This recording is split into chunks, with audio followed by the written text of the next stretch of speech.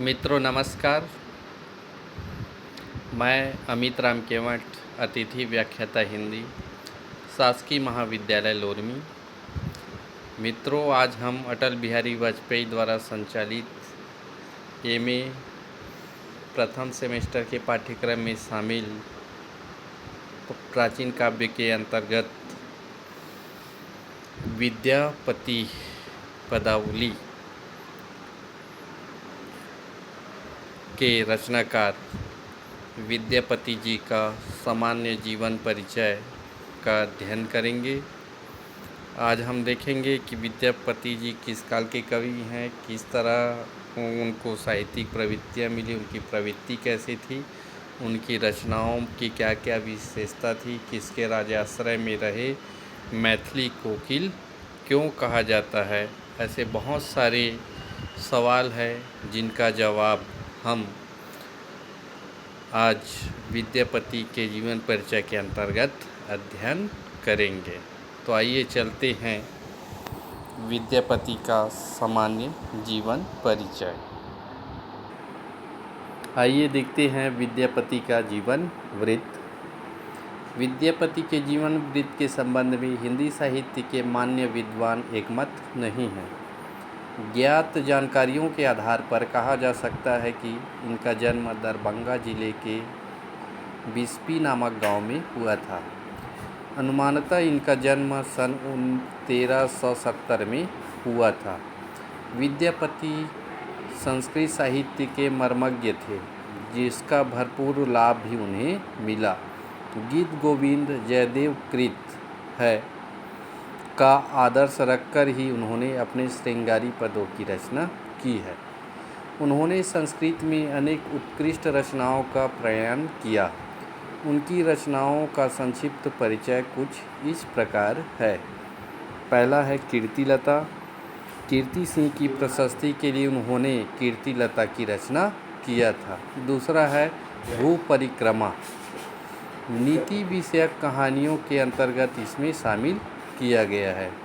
तीसरा है पुरुष परीक्षा, एक महत्वपूर्ण कृति है जिसका अंग्रेजी अनुवाद सन 1830 ईस्वी में राजा शिव प्रसाद सिंह के कहने पर हुआ था। इसमें कथाओं द्वारा धार्मिक, राजनैतिक किंतु प्रधानतः श्रृंगारी वर्णन है। चौथा है कीर्ति पताका। मैथिल भाषा में प्रेम विषयक कविताएं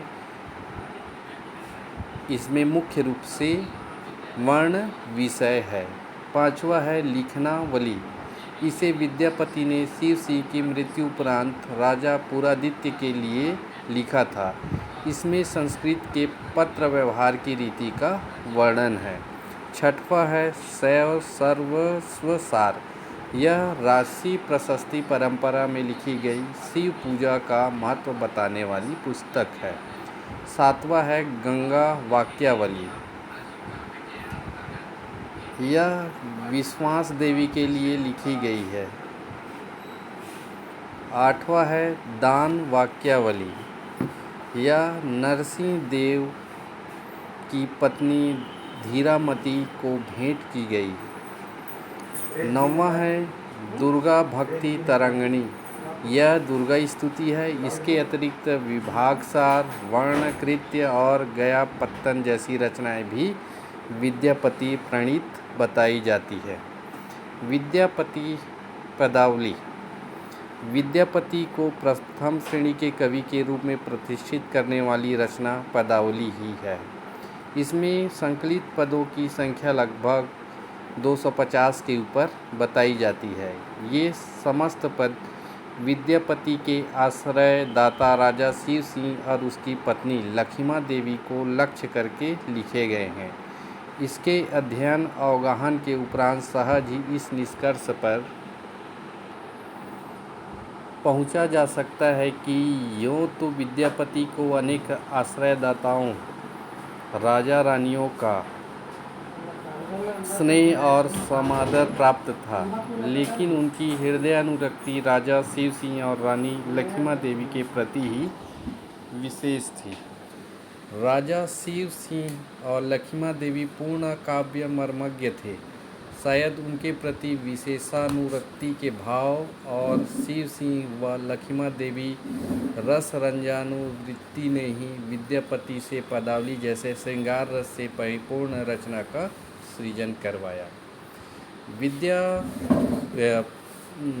विद्यापति ने पदावली आकंठ श्रृंगार रस से लबालब भरा हुआ रस कलश है, जो कालजयी रचना तो है ही, साथ ही पुनः पुनः पठनीय और रस सिक्त करने वाली रचना भी है। पदावली में संग्रहित पदों में कितने पद विद्यापति के हैं और कितने दूसरों के, यह प्रश्न अद्यावधि अनुत्तरित है। प्रायः प्रत्येक काल के लोकप्रिय कवि के साथ ऐसा रहा है कि लोकप्रियता का लाभ उठाने के लिए समकालीन और बाद के रचना काल उसी शैली की रचना द्वारा अपने अवदान को उसी में मिलाते रहे हैं। यही कारण है कि सूर तुलसी जैसे कवियों की रचनाओं में भी छेपकों की संख्या काफ़ी है। यही कारण है कि आज भी मिथिला के ग्रामीण अंचलों में विद्यापति के कुछ पद शोधकर्ताओं को मिल ही जाते हैं।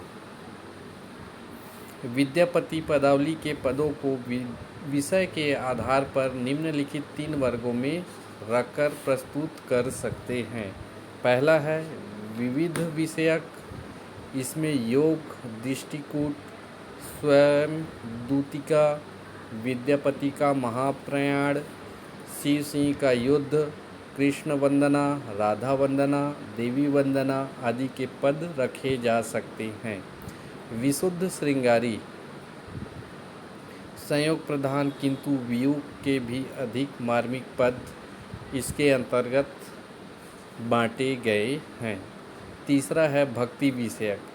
जीवन के वैराग्य भाव और शिव भक्ति से परिपूर्ण पद, जिन्हें प्रार्थना और नचारी पद भी कहा जाता है, इसमें शामिल किया गया है।